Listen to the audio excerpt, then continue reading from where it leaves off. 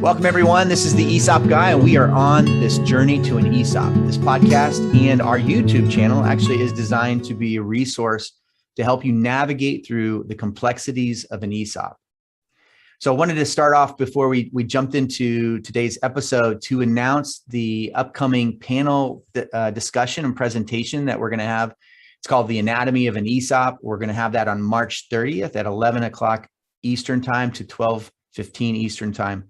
So if you're interested in that, go to our website at journeytoanesop.com and you can just click the registration button. I think it's going to be a phenomenal webinar because we're going to have an experienced ESOP attorney. We're going to have an experienced valuation firm. We're going to have an experienced ESOP trustee, and I'll be on that too. So it'll be great. So I'll look for you to register for that if you have an interest in it. So then, as well as all of our other podcasts, you can find those on Journey to an ESOP.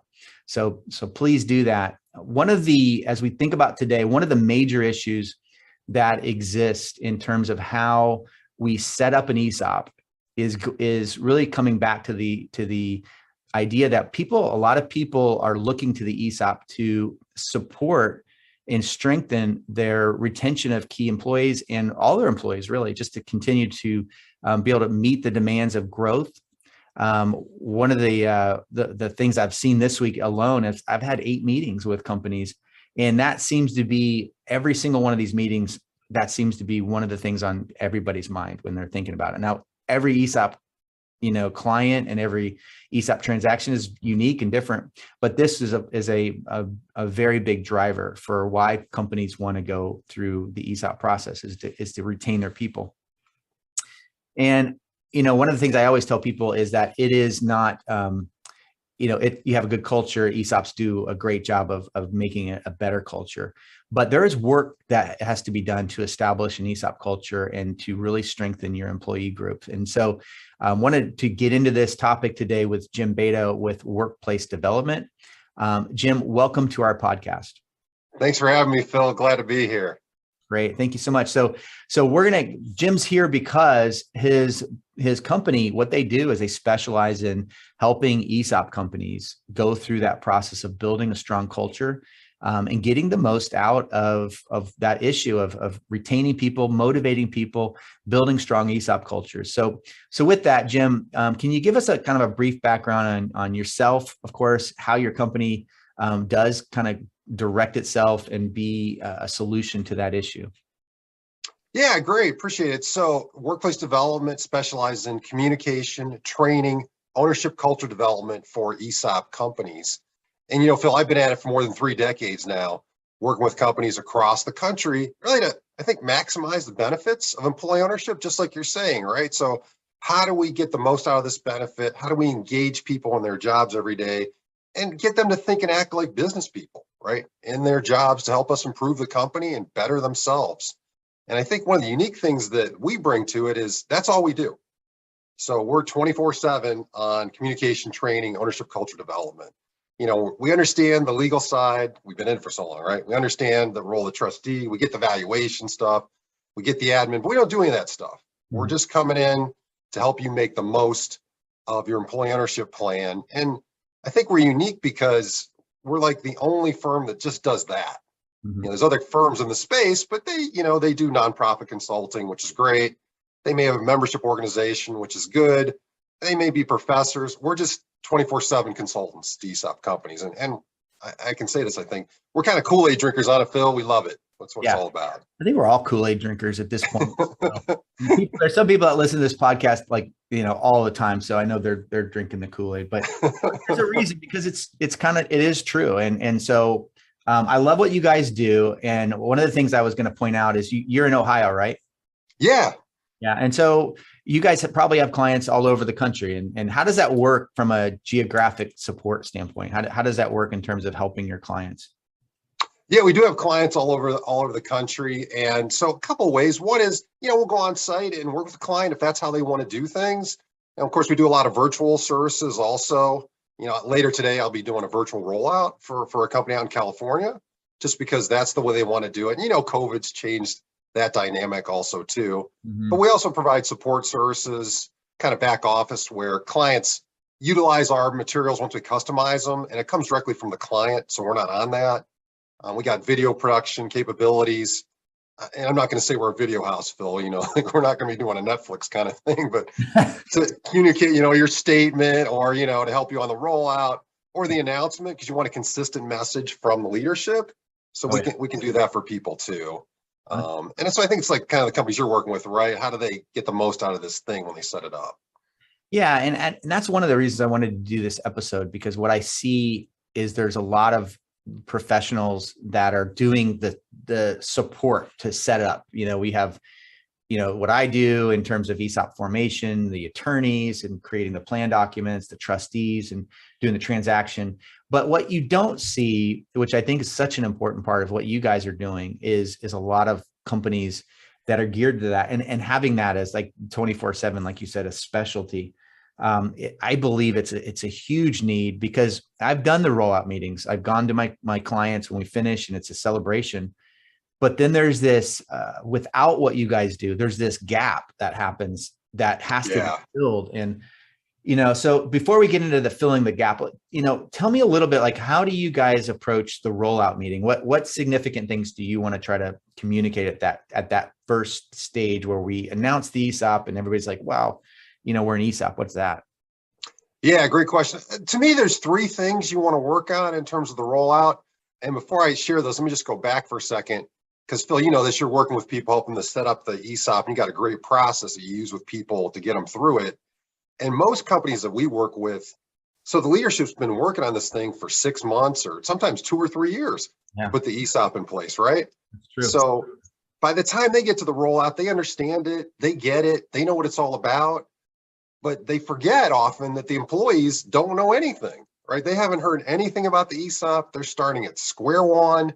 So the rollout's a great opportunity to make the most of it. And you only get one shot at it, right? You only get one shot to roll this thing out. So you want to think about it. And to me, the three big issues there are, okay, number one, why did we do it? Because people are like, what, excuse my Ohio French, but what the hell is this thing when they hear it? Right. Why did we do this thing? Number one. Then the second thing people go to is, okay, what's in it for me with this ESOP plan, right? Why should I care, and how's it going to benefit me? And then the third thing, and I think these, and I'll talk more in a second about this, but is, okay, now what's changing? And Phil, that typically nothing changes in an ESOP, right? Which is one of the great things about it, this great continuity of the business. And, our joke is always that, hey, the guy that told the bad joke is still going to tell you the bad joke every day, right? And the guy that has the bad breath, that he's still going to have the bad breath, and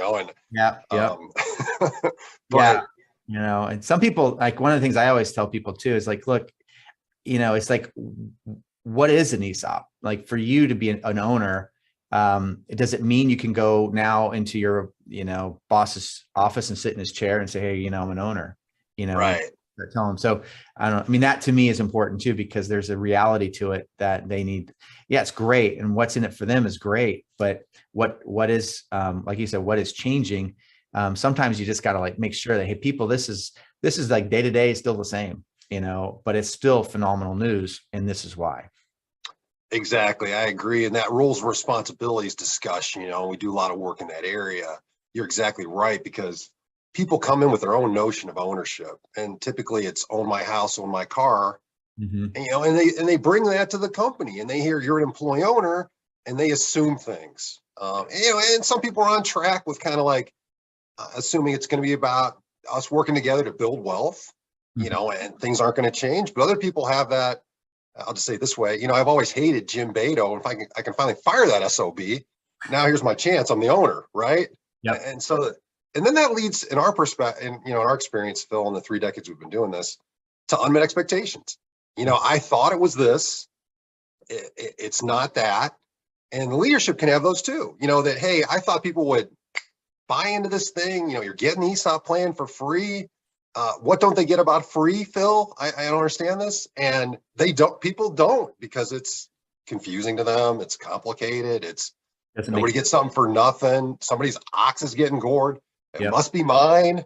Well, So all that kind of stuff. and you're fighting through all the misconceptions of ESOPs and what people, think that they know about them. I had a lunch meeting with a client yesterday, and one of the people that's not an owner was like, he keeps seeing this and hearing this affordability of the ESOP, and so he kind of gathered from that, well, that they have to buy the stock. And I'm like, I don't know where that came from, but I know there's a lot of misconceptions about ESOPs that have to be kind of set to, like, hey, tell me your question so we can really talk about what's true and what's not true.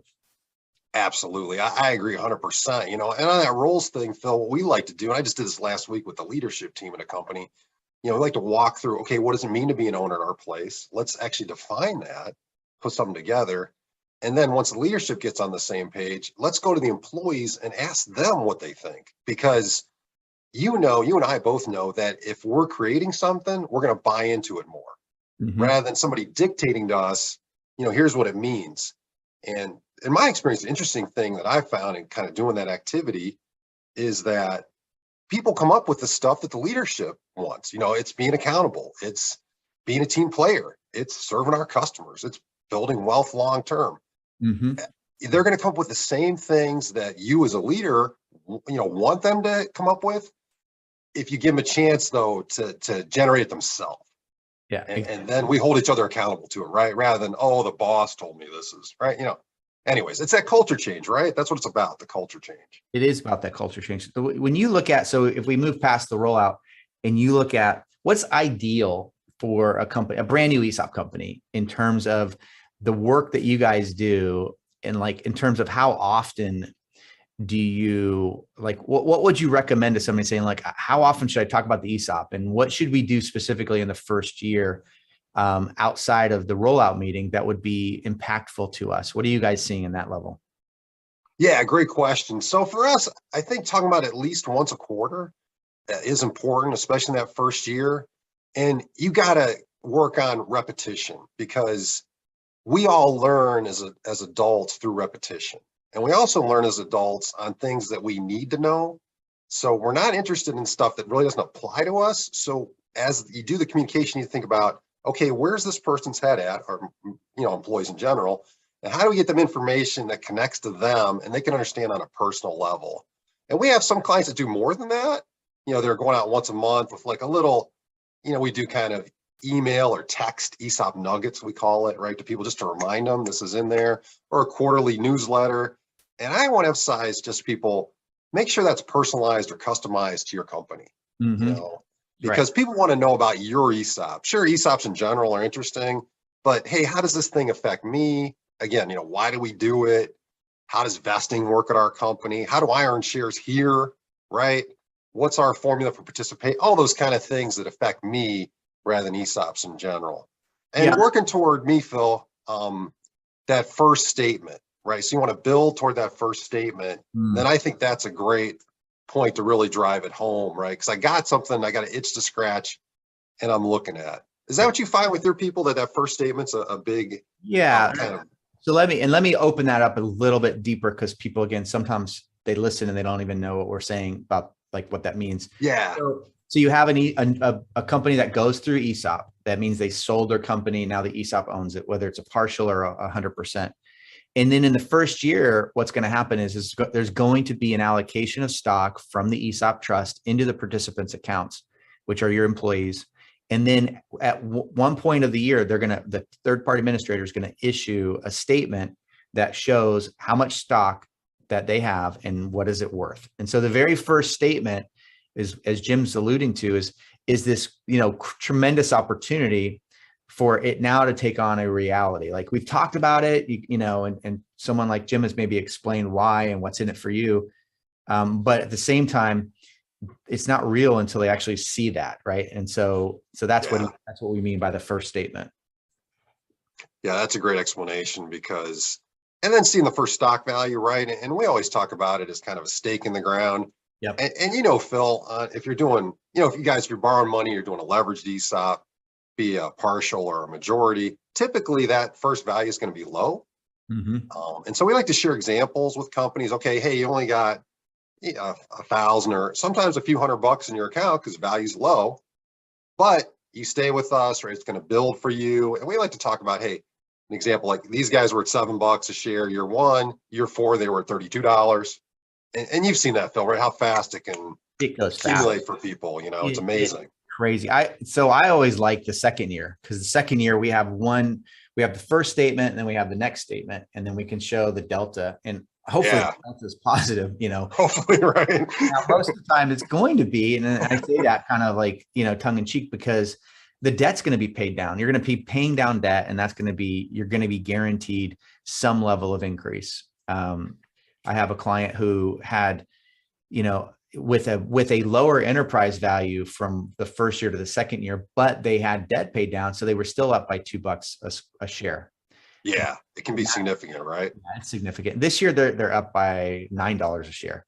So it's going to be a lot of fun when that all comes out. And and so part of that, I guess, for you guys is connecting them in the sense of, hey, this has true value to you. And when you can start seeing that as an employee build in terms of dollars, then I think it makes a lot of real sense, but your job is to help get there, through the whole process, right?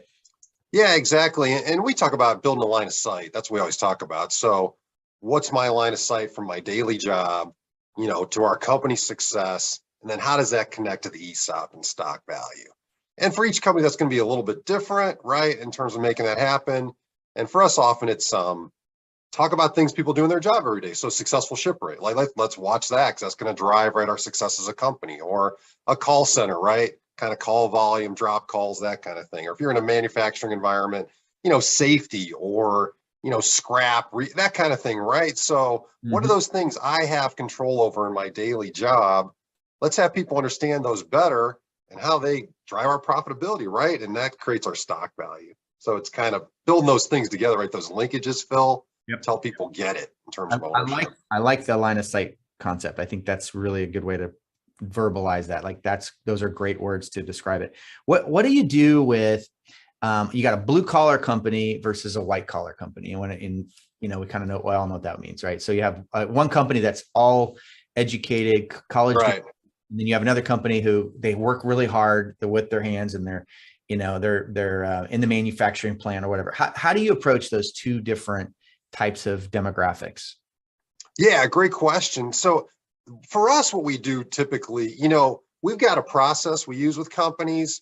But what we like to do is go in and talk to the company and kind of assess where they at, based on our experience, our 3 decades doing this. So given where you're at, where do you want to go with the ESOP plan? How does it link up to your goals as a company, your mission, all that kind of stuff? And then build a customized program based on that, what our role is going to be. And so to me, both those workforces, it's kind of understanding where they're at and also talking to people at their level. So, and to me, that's critical, right? You don't talk down to somebody in terms of their understanding of it, right? Because maybe in the white collar environment, they got more of a sense of finance and understanding how things work, as opposed to the blue collar environment. But those blue collar folks are just as smart, just as capable, great at their jobs, right? Just like the white collar people. So, companies need to be careful on that, right? How you kind of pitch the message. Yeah. And we like to do a lot of hands-on stuff with both those crowds, because people, I think, learn by doing, and, and going through activities and tangible stuff, rather than, how abstract this thing is, Phil, right? How abstract and hard to get a handle on it is. So make it tangible. Yeah. I mean, so let's talk about that a little deeper, because I love some of the things you guys are doing that I think people really should do. Like when you talk about doing activities with employees, for some companies, that's a bit scary, because they're like, oh no, I'm opening up a can of worms. Like, I don't want, some of it is I'm hesitant to do all that because I just want people to do their job, and I don't want to make this, worse. So so that could be an issue. But when you do those things, I think I agree totally with you. Like, people are more excited because you're building teamwork, you're connecting them back to the organization, so they feel a part of this whole company. So what are some things, activities, like, as you guys would go through that to really spur that type of thought process? Yeah, so one of them, I just did this yesterday actually with a company, is we have a hands-on game, which you would love, Phil. It's just so much fun, where people run an ESOP company. So we put them in a team, right, to build the teamwork, communication, that kind of stuff. and they sit around a game board, which we have a diagram we use to make the ESOP tangible to people. And we run them through a real simple financial statement, because you want concepts, right? I think concepts are more important than getting to, is it EBITDA or EBIT, who cares, but the concept's important. Mm-hmm. And we give them monopoly money and they make decisions for the company. Okay, so, hey, we're leveraged, we're going to repay the loan. If we don't do that, of course, there's going to be consequences to us as a company, right? Yeah. Do we want to raise wages or pay a bonus? So we give them like all these decisions about how to run the company. And then when they pay back the loan, we actually allocate paper shares to their accounts inside the game board. So they see physically how, as we pay down the loan, I gain ownership in the company. And then based on their decisions, they get a new value, right, in the company, and they go into year two. Mm-hmm. And then different things happen in year two. And at the end of year two, Phil, somebody's retiring. So the team has to figure out, where do we get the cash to pay out this person? So that's been a huge winner for us, because you get all the mechanics of how the ESOP works, big picture on the business, even repurchase obligation, without us lecturing about it, right? Yeah. It's you running a company, right? And then we back it out and say, okay, given all that, now how does this affect us, right? How do you impact it in your job? And people often back away like, wow, this is like more complicated than I thought. Totally. And I'm glad we have the management team, right, to do that for us. Yeah. Yeah. If you've ever given a presentation and you look out and, you have a PowerPoint slide and people are just kind of like nodding off and you're like, oh man, repurchase liability is kind of boring, Right. If it's not affecting you emotionally, it's like, okay, I heard what you said, but I have no idea what you're talking about. So I'm going to go to sleep for a while. But what you guys, I just think that's a phenomenal way to present that type of stuff, where it's not like you're just lecturing somebody with a PowerPoint. Here's the definition of what an ESOP is, So, so I'm excited about that. First off, I don't see that a lot in companies. I think what you're doing is unique and very value added, because I think people come out of that and they must feel different, in terms of connected to this whole thing. And, how do you measure that? Like when you do something like that, how do you guys measure the response rate or whatever? Or are you able to measure it? Yeah, we do sometimes with clients, and it depends on where the client is, right, Phil, and what they want to invest in. We do pre-surveys before we start, right? And then we kind of do post-surveys to track what knowledge and information people have gained from the process. Mm-hmm. And the other thing we do, that's takes a little bit of time for the interactive activity.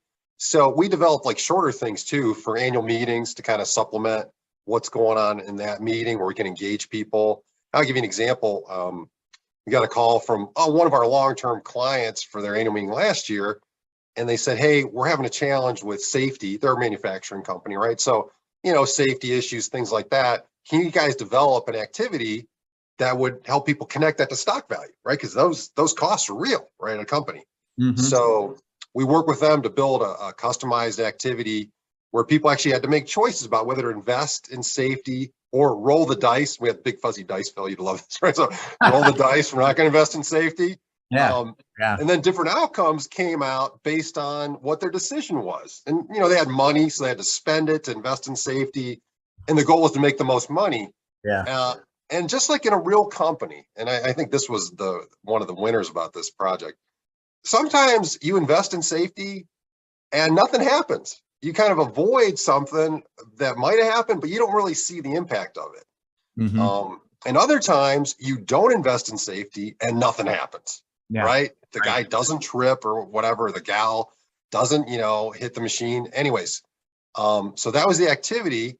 And then what we did to drive it home was we took that to the actual company numbers. And we said, okay, over the last 5 years, here's how much we've spent on workers' comp, right, on accidents, on things like that. And what's the additive to stock value if none of that happened? Mm-hmm. And it actually, for these guys, was almost 20% increase in value that I would have had in my account. Yeah, right? Wow. And then we showed it on the statement then. So we had the statement, we said, okay, this guy has, I'm just throwing a number. This guy has 20 grand in his account. He'd have 24 grand. Plus people be safer, right, in our company and all that kind of stuff too. Yeah, which is so that's what we're trying to do. Does that make sense? That's kind of what we're trying to do with companies. I think that's so cool. Like, so yeah. Because every company has a different issue, Yeah. And so, but to be able to customize, and train and teach people that way, with games, and, using games, I think, is such a powerful way to communicate. I just think that is tremendously valuable, because everybody's going to have different types of issues. And then, as they go and they grow, of course, a mature ESOP company, things are going to change over time. And so Right. you guys, that you can do that is really cool, and not have this normal, like, hey, this is what it is. I mean, you're really outside the box, So let me tell me about your team a little bit. I mean, you're obviously pretty, jazzed up about the whole thing. You've been doing it for 3 decades. How do you deliver on this? And it's not more of a commercial, more it's just to see kind of the, when you get down to it, how do you deliver something like that? Is it you and some other people? Yeah, exactly, Phil. That's us. So there's 3 of us. So we're not a big organization on purpose, because we want to be, I think, like you, hands-on with the clients, right? Doing stuff, delivering it. Mm-hmm. And so on that kind of development thing, typically a company would contact us and we talk to them about their situation, right? Because I'm working on a retreat right now with a company that's an ESOP for 20 years, right? And so, they're like, okay, what can we do to energize people? And one of the things they're concerned about, because of the new environment we're in with COVID, right? All the virtual communication. So we're doing an activity, and then we're going to connect it to kind of digital virtual communications and how you can be more effective as an owner using certain behaviors, right? Activities in that virtual environment to help us be more successful. Mm. And so our team will be involved in helping to develop that, create it, right? We'll pilot it before we actually do the event to see, how does it work? How doesn't it work? And then we'll deliver it to the participants. And that's a 1-day retreat we're running for, probably, I think we're bringing the whole company together on that. So it's going to be anywhere from 150 to like 200 people, depending on how many show up for that. Mm-hmm. And we'll work with their ESOP committee on it too. So we got the ESOP committee involved to help get their ideas and feedback on it, and developing it with that team jointly. Mm-hmm. So it's theirs as much as it's ours, Yeah. because that's our goal, right? To empower people and companies. Yeah, I mean, it needs to be theirs at the end of the day. I mean, they can't just have somebody come in every time they have an issue. But so that's very interesting. Like 20-year ESOP, that whole virtual environment thing is just changed everything, right? So you're seeing a lot of companies, I'm sure, like you said, you do rollout meetings, even with the California company, virtually. How do you make that as successful, or is it so difficult? Because, when you're together in person, there's a chemistry there. And, but when people are on their Zoom, they're, like, hey, I'll check my email real quick. And I know I'm listening, but I'm not really. I got a text from somebody. Yeah, I got, my wife wants milk or whatever. And Right. So how do you, and I'm not saying that's a hard thing to do anyway. So how do you use that medium to make it impactful? Yeah, that's a great question. So we try to do the same kind of things in that medium, right? So we're having people respond to questions. We're using the polling tool. We're giving away, spiffs and prizes during the activity, anything to kind of keep them hooked in, because you're right, it's such a challenge in the virtual environment. I think it's fair to say this, zoomed out, at this point, all of us are a little bit, right? Oh yeah. So you got to make it a little different. Yeah, right, exactly. So yeah, for sure. So how do you make it different? I mean, what sort of things that you guys do? So we use the polling tools, right? We'll use the word clouds, right? We'll use the contest, the games. And one of the things that we developed for a client that has been pretty fun was, we've had this, certified employee owner program for years that we developed a long time ago, along with the guys at the Bros company. Back in the 90s, we created this along with them. Mm-hmm. And the last 2 years, we had a big client in Wisconsin come to us and say, they have about 2,500 employees. We want an ongoing video training program, right? Okay. For new people and for our current people to get them up to speed. Okay. So we worked with a professional video company. I told you we do videos, right? We're not like, so animated stuff. And we created 3 to 5 minute videos on different segments of their ESOP and their business. So people can watch those and they take a short quiz. It's like 5 questions. It's not tough, Phil, but the goal is, right, kind of reinforce the learning. Yep. Then you go on to the next video And once they get through all 9 of them, they earn their CEO, certified employee owner certificate that we give it like a, public recognition. And we just did number 10 you have to recertify yourself every year. So that's the plan to have this ongoing, and they're using it for onboarding of new employees, right? And they're dispersed all over the place with their 2,500 employees. So that's how they wanted to kind of reinforce their culture and work in that virtual environment. I don't know. Does something like that make sense? Man, I think that's a great nugget of stuff. Like whether like somebody's listening to this, like it's the way you can reinforce and reward. You reinforce the ESOP and you reward it with this certification. And the CEO thing is a cool way to do that. And so I don't know if you guys have trademarked it, but I think it's a great idea. No, we never did. We're kind of like an ESOP community. We don't feel like it makes, it came from the guys at Bross. They started it, and we kind of worked, and we were like, nah, somebody wants to use CEO. That's cool. We don't, we're not worried about it. We have our own program that does it. No, I think it's a great nugget for people listening. Cause like, hey, just even the concept behind it, like we will, obviously we need to do the training, but give people a reason. And so if you're an employee of a company and you're like, I'm not part of the CEO area, right. Then I feel like I need my badge. So it does have peer pressure to it and all that, I think, and it works all those angles, it works together. And then collateral, like videos, having those videos ready to go, especially for a company that's 2,500 people, right? Right. How do you get everybody in a 2,500 person company on the same page? It's hard enough to, we're 77 people. I mean, new people come in and people leave, and every company has some level of turnover. So I think you'd love it, Phil. You'd love like the why. We have an ESOP video because they have the founder, and the animation company was great. And he has a dog. Oh, no. Lugnut is his dog.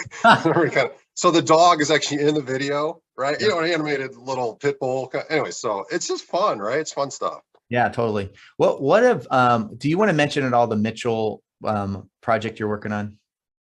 Oh, yeah. Let's talk just quickly on that because one of the fun things in my career is I'll do some creative stuff, right? And just before I get to Mitchell, just one thing on the games. So like we've done all these games for adults and learning, right? And actually for me, I don't know if I told you this or not, Phil, that spun into, I actually developed a game for my kids.